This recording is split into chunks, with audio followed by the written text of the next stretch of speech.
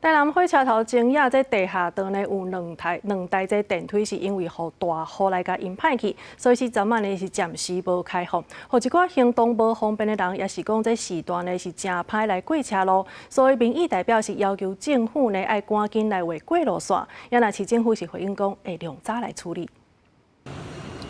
台南火车站出站口，大港路济民众咧来去。不过这阵若要过另外一边向，敢若有一部就是行这过路人的地下道，有时段骹路歹行甲心惊，哪行哪滑腿，嘛有旅客赶行李真无奈，甚至有人规去违规对顶面的车路甲行过去。这主要因为趁另外一边的电梯，因为日前的大雨甲电梯的控制箱一歹去。那没办法走，我们要绕非常远。那对于就是年纪较长的人，还有行动不便的人，真的是一个很麻烦的事的。这段时间，民众的通行造成很大的问题哦，也要求相关单位一定要尽速的划设这个行人穿越线，让我们的长辈还有行动不便的朋友们在穿越马路能够更加的安全。火车站头前的两台电梯排一个月尾，这么增加行动不方便的参时大过车路的困难，敢无叫回应？各种的电梯已经确保有请厂商赶紧修理，相关单位嘛已经校正会勘啊。 有民代要求交通局